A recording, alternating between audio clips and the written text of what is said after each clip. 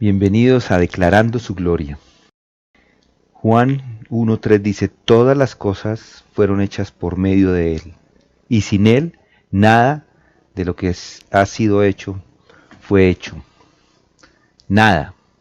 Esas palabras que dice Juan acá son muy importantes, tienen muchísimo peso. Jesucristo, el Verbo que ha existido desde el principio, que es el Verbo eterno de Dios. Por Él fueron hechas todas las cosas. Esto nos prueba su deidad. Es el Creador. Nos prueba porque Él mismo ha hecho todo lo que existe sobre este universo. Él es el Creador de todo. Y nada se creó sin Él. Y si Él, piensen en esto, si Él es el que todo ha creado, el que todo ha hecho, desde el principio, antes del comienzo, es Dios, porque solo Dios es creador. Además dice, el verbo dice, fueron hechas. Fueron hechas quiere decir que el universo vino a la existencia porque fue hecho, creado por alguien. Y esa forma verbal también nos muestra que fueron hechas todas las cosas, no solo unas, todas las cosas. En el primer versículo de Juan 1:1 dice, en el principio existía el verbo, y el verbo estaba con Dios y el verbo era Dios. Él no fue creado, Él ya estaba desde antes. Ahí podemos ver entre estos dos versículos un contraste. En el primero versículo, Él ya estaba, y en el segundo, o en el tercero mejor, Él fue el que hizo todas las cosas, siempre ha existido. Acá este texto nos está diciendo que Jesús es el mismo creador, y por eso es Dios. No fue creado, Él es el creador. Y siempre que las escrituras nos hablan de un ser creador, hablan de Dios. Génesis 1:1, por ejemplo, es en el principio Dios creó los cielos y la tierra. O Isaías, ¿acaso no lo sabes? ¿Es que no has oído? El Dios eterno, el Señor, el creador de los confines y la tierra. No se fatiga ni se cansa, su entendimiento es inescrutable. Isaías 40:28. O Romanos 1:25 o Apocalipsis 4:11. Entonces Juan 1:3 es claro afirmando que Jesús es creador. Con esto se contradicen todas las herejías, o muchas de ellas, como el gnosticismo, que dice que la materia es mala y que el espíritu es bueno. Dios es un Dios bueno, que creó el universo sin maldad. Génesis 1:31, por ejemplo, nos dice esto. Génesis 1:31 dice, y vio Dios que todo lo que había hecho, y he aquí, era bueno en gran manera. Y fue la tarde y fue la mañana el día sexto. En la creación todo fue hecho bueno. El mundo hoy es diferente, todos lo vemos. Por supuesto que es diferente a lo que Dios originalmente creó. La caída no solo afectó a la humanidad, no solo afectó a los hombres, sino que también afectó a la creación, animales, toda la creación, todo el mundo fue afectado por la caída del hombre. Por eso tenemos hoy este virus, coronavirus, y ese virus se propaga y es como la mala hierba. El virus está haciendo estragos a nivel mundial con las personas, con los negocios, con la vida de muchas personas, y ahora se está pasando hasta los animales. Los animales también están sufriendo este virus. Escuché ayer de unos tigres en un zoológico que habían recibido el virus también. Y luego hay otros lugares que también dicen que se ha traspasado a esos animales. Primero comienza con unos, viene al hombre y va ahora a otros animales. Pero la esperanza es que Cristo va a venir a redimir, no solo a los creyentes, sino a todos los seres creados. Escuchen lo que dice Romanos 8:19 dice, porque el anhelo profundo de la creación es aguardar ansiosamente la revelación de los hijos de Dios. Porque la creación fue sometida a vanidad, no de su propia voluntad, sino por causa de aquel que la sometió en la esperanza, de que la creación misma será también liberada de la esclavitud de la corrupción a la libertad de la gloria de los hijos de Dios. ¿Sí lo vieron? Si Jesús es el creador, si Jesús es el que viene a redimir a la creación, si todo está en este universo bajo su control, inclusive el estado caído en el que nos encontramos, mi pregunta para usted hoy es, ¿cómo va a reflejar la grandeza de Cristo? ¿Cómo va a reflejar el cuidado que Él tiene de ella? ¿Cómo va a reflejar que usted es parte de esa creación, que reconoce al Creador? ¿Cómo lo va a hacer? Piense en ello. Piense en ello en este día. Y vamos a orar con esto. Padre, gracias te damos porque tú nos animas, nos ayudas a descansar en que tú todo lo tienes en control. Inclusive la situación que se está viviendo en estos días, inclusive un virus. Sabemos que no es parte de tu creación perfecta como lo es la mala hierba. Pero al mismo tiempo, Señor, sabemos que tú estás en control de esas cosas y sabemos que en su momento todo, inclusive la creación, va a venir a ser restaurada. Como la humanidad va a venir a ser restaurada, como todos los creyentes van a venir a ser restaurados y te agradecemos por eso. Hoy queremos que tú, Señor, muestres esto a cada uno de mis hermanos, a mí como persona y a todos, nos des ese ánimo para llevar el Evangelio, para que otros adoradores lleguen a tus pies a reconocerte como el Señor y Salvador. En el nombre de Cristo oramos. Amén. Estos días nos preguntamos si lo que se reporta es verdad o no. Precisamente, o más precisamente, si los datos que nos están dando acerca de las personas infectadas son reales o no. No lo sabemos. Alguien me comentó, me dijo no hace mucho, que en realidad no son los verdaderos, que están retrasados, que lo que simplemente estamos viendo es una muestra de lo que va a venir unos días después. Y a mí me preocupa, la verdad, porque me produce un malestar sentirme engañado, la verdad. Yo esperaría que al menos en esos casos me dijeran la verdad. Pero no es así. Constantemente el gobierno, constantemente la empresa privada, en muchos ámbitos nos están diciendo o nos están hablando cosas que no son verdad. Pero mis hermanos, Jesús dijo, yo soy la verdad, el camino y la vida, y nadie viene al Padre sino por mí. Juan 14:6. Entonces, ¿qué es la verdad? Es una buena pregunta. La definición de verdad, desde el punto de vista teológico, es simplemente todo lo que dice la Biblia. Eso es verdad. Verdad es todo lo que es consistente con la mente, con la voluntad, con el carácter, con la gloria y con el ser de Dios. La verdad es la expresión del mismísimo Dios, del mismo Dios. Además, la definición desde el punto de vista de la naturaleza de este mundo es también lo que Dios dice que es y lo que Dios hace. Por lo tanto, Dios es la verdad, es el autor, es la fuente. Él es el que determina qué es verdad o no. Él es el gobernador de la verdad, Él es el árbitro. Él dice qué es y qué no es. Es el estándar supremo de verdad. Es el juez final de todas las cosas que son verdad. En el Antiguo Testamento se refiere al Todopoderoso como el Dios de verdad. Deuteronomio 32:4, Salmos 31:5 o Isaías 65:16. Cuando Jesús dice de Él mismo que Él es verdad, Él se está haciendo o está declarando que Él es divino como Dios, como el Dios de verdad. Está declarando que toda la verdad se define en términos de Dios y de su gloria eterna. Claro, que es así. Al final, Jesucristo es el resplandor de la gloria y la expresión exacta de la naturaleza de Dios, Hebreos 1:3.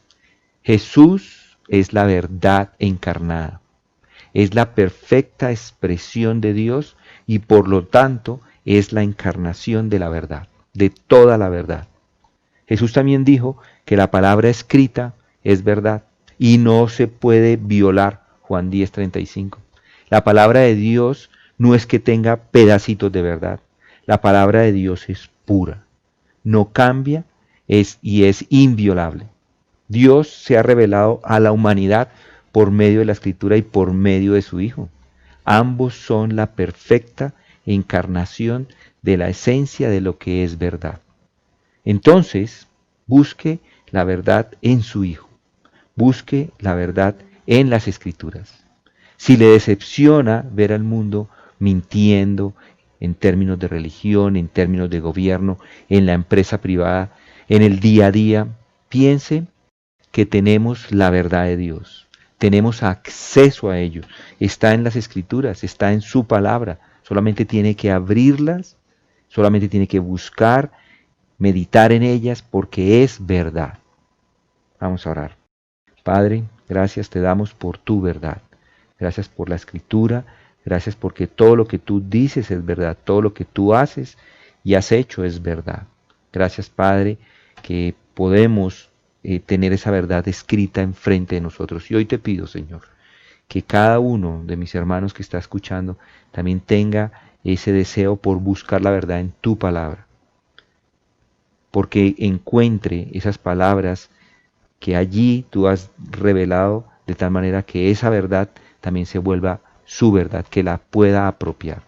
Gracias, Padre, por este tiempo que podemos meditar en estas cosas y es en el nombre de Cristo Jesús que oramos. Amén. Una de las preguntas que me hice muy temprano en mi caminar cristiano fue, ¿soy verdaderamente cristiano? ¿Ha hecho la obra en mí el Señor Jesús? Inclusive Pablo nos anima a hacernos esa pregunta. Poneos a prueba para ver si estáis en la fe. Examinaos a vosotros mismos, dice él en 2 Corintios 13:5. Y no hay una respuesta fácil, porque esto involucraría muchas cosas. Pero a mí me ayudaron los escritos de John Owen, que vivió por los años 1600. Y él da una serie de pruebas o de evidencias que marcarían si en realidad está en la fe o no. Y la primera de ellas es, ha perseverado en la fe en Cristo a pesar de la oposición. No hablo de ese momento en que usted hizo su confesión de fe, sino de si ha continuado, si ha perseverado a pesar de la oposición.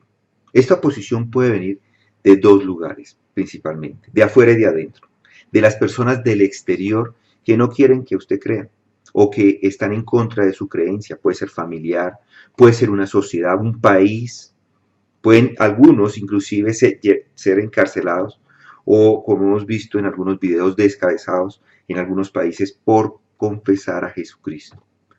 O la posición puede venir de adentro mismo, de su conciencia. Y a mí me parece que es una evidencia más fuerte y más tangible para nosotros hoy en día que no sufrimos este tipo de persecución. Hablo de la oposición de su conciencia en relación a la culpa por su pecado. ¿Qué dice su conciencia cuando peca? ¿Qué pasa allí? ¿Qué pasa cuando se encuentra en esos momentos de tentación? ¿A quién mira su alma? Cuando se ha dejado llevar por la tentación, cuando se ha dejado llevar por el pecado o por la tentación y llega a pecar y siente esa culpa, ¿en quién confía? ¿O de quién depende usted? Este es un signo de un creyente, una persona que en medio de las tormentas, en medio de la tentación, confía en Cristo o confía en Él. Si confía en Él, no es de Él. Si usted confía en usted en esos momentos de pecado, probablemente no es de Él.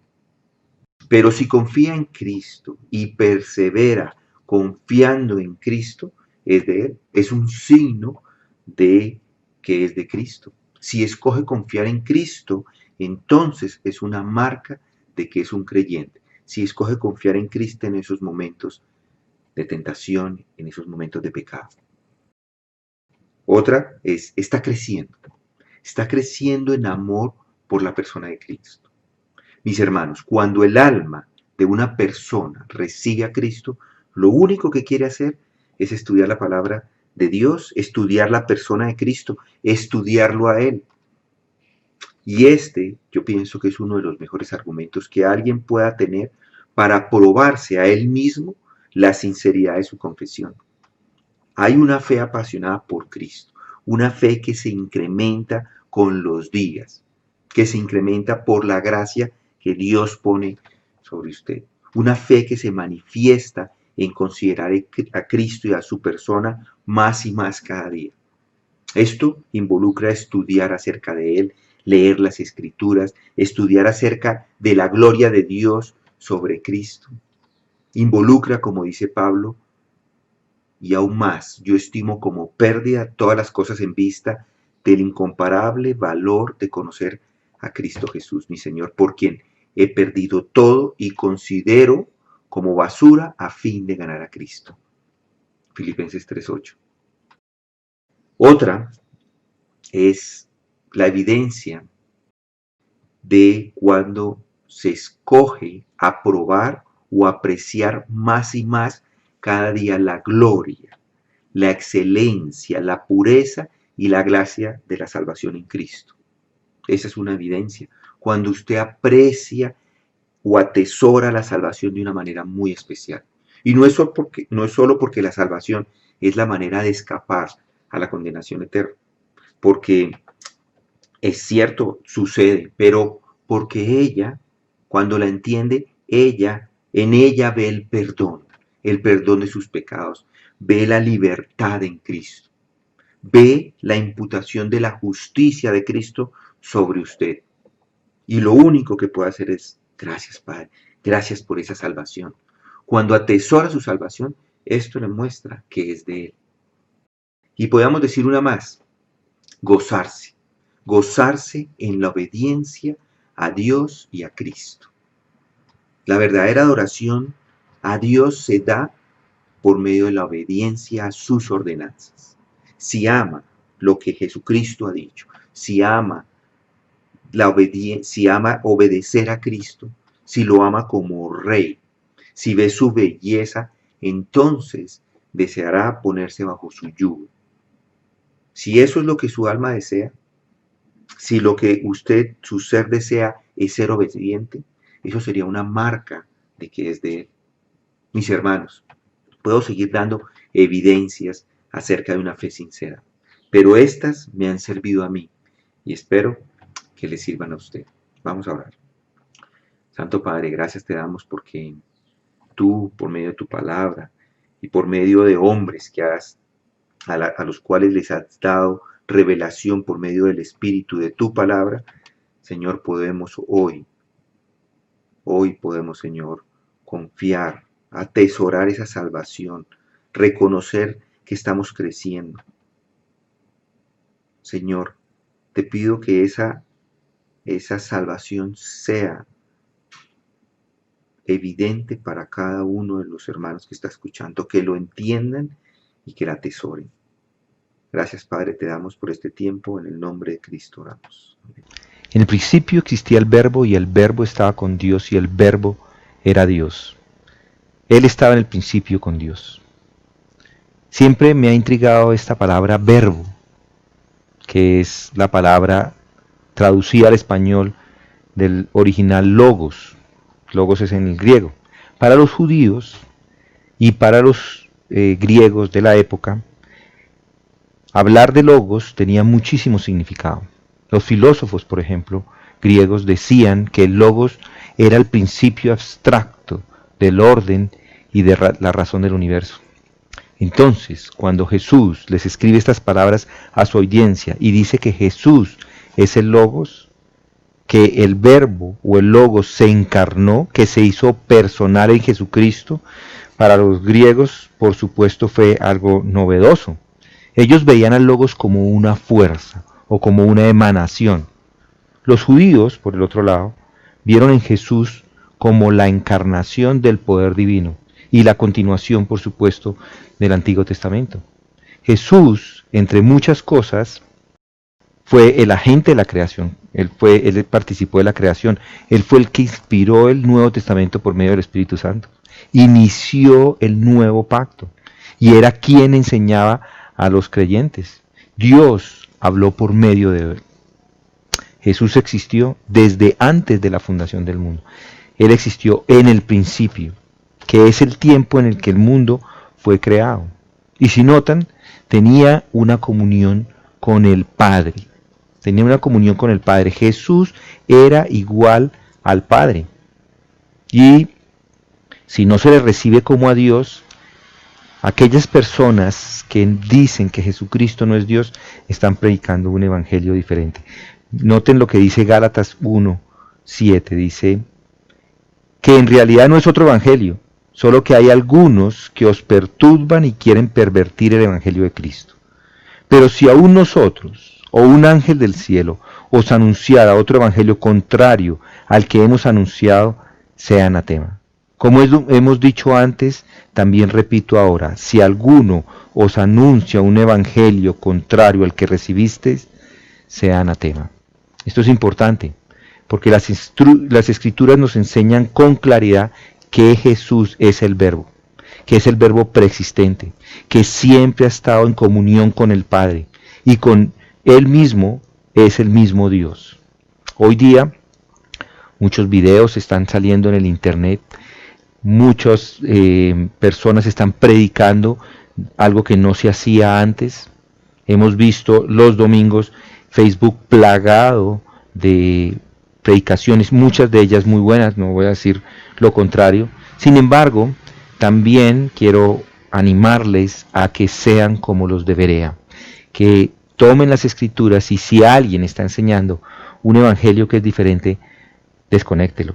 No pare atención a eso, no lo escuche. El evangelio verdadero es que Jesucristo es Dios. Jesucristo se encarnó. Jesucristo es el Hijo de Dios eterno. Jesucristo es el Salvador. Otro evangelio, simplemente no le pare atención. Vamos a orar. Padre, hoy queremos que tú ayudes a cada persona a reconocer, a discernir quién está predicando el evangelio verdadero. Y a esa persona, Señor, escucharla. Y si no, al mismo tiempo, Padre Santo, nuestra oración es que ayude a mis hermanos a discernir, a no poner atención a estas palabras, como dice Pablo, que en realidad no es otro evangelio, solo que algunos lo perturban y lo quieren pervertir el evangelio tuyo de Cristo. Señor, no permitas que esto se dé, dales el discernimiento, esa es mi oración para este día, y es en el nombre de nuestro Señor y Salvador Jesucristo que oramos. Amén. Segunda de Corintios 9, versículo 6 dice lo siguiente: pero esto digo, el que siembra escasamente, escasamente también segará, y el que siembra abundantemente, abundantemente también segará. Que cada uno dé como propuso en su corazón, no de mala gana, ni por obligación, porque Dios ama al dador alegre. Y Dios puede hacer que toda gracia abunde para vosotros, a fin de que teniendo siempre todo lo suficiente en todas las cosas, abundéis para toda buena obra. Como está escrito, Él esparció, dio a los pobres, su justicia permanece para siempre. Y el que suministra semilla al sembrador y pan para su alimento, suplirá y multiplicará vuestra sementera y aumentará la siega de vuestra justicia. Seréis enriquecidos en todo para toda liberalidad, la cual por medio de nosotros produce acción de gracias a Dios. Porque la administración de este servicio no solo suple con plenitud lo que falta a los santos, sino que también sobreabunda a través de muchas acciones de gracias a Dios. Por la prueba dada por esta ministración glorificarán a Dios por vuestra obediencia a vuestra confesión del Evangelio de Cristo y por la liberalidad de vuestra contribución para ellos y para todos. Mientras que también ellos, mediante la oración a vuestro favor, demuestran su anhelo por vosotros debido a la sobreabundante gracia de Dios en vosotros. Gracias a Dios por su don inefable. Aquí Pablo habla de las contribuciones, habla del dinero, habla de las ofrendas. Y el tema de las ofrendas se ha convertido en tabú en muchos círculos cristianos, no se toca. Y creo que nosotros tampoco lo tocamos. Debe ser por la mala reputación que otros le han dado al tema de las ofrendas. Pero el apóstol Pablo trata este tema de forma honesta, clara y directa. Y a pesar del recelo que existe en este tema, los creyentes deberían poner atención de cómo participan o cómo pueden participar en el ministerio de ofrendar. Pablo les recuerda a los cristianos en Corinto que el ministerio de ofrendar era una evidencia de una relación genuina con Cristo. Cuando un creyente es generoso, es un testimonio tangible de la obra de gracia que ha sucedido en su corazón. Ahí nos lo muestra el versículo 14 que acabo de leer. Además, las ofrendas de los corintios eran consideradas como obediencia al Evangelio de Cristo. Considere esta definición del Evangelio. Dios envió a su Hijo, libremente, generosamente, sin ningún tipo de coerción, de tal manera que pudiera satisfacer las necesidades de otros. Y es el mismo patrón cristiano que debemos seguir. Es la manera como nosotros como cristianos debemos responder al Evangelio, imitando el carácter de Dios. Por eso es importante que consideren cómo van a participar en el ministerio de ofrendar. Cuando ofrendan, manifiestan la gracia de Dios en sus vidas. Yo les digo, es un privilegio ofrendar a otros. Es un privilegio soportar la obra que Dios está haciendo en medio de nosotros. Mi hermano, ofrende de aquello que el mismo Dios le ha dado. Y usted como cristiano puede tener la seguridad de que sus ofrendas no son en vano, porque sus ofrendas son fieles a los ministerios fieles donde se enseña la palabra de verdad. Van a producir agradecimiento a Dios. Va a motivar a otros a glorificar el nombre de Dios Todopoderoso. Si alguien necesita una razón para ofrendar, no debe ir a otros versículos. Aquí está claramente en 2 Corintios 9. Yo le hago la pregunta, ¿está usted glorificando a Dios con sus ofrendas?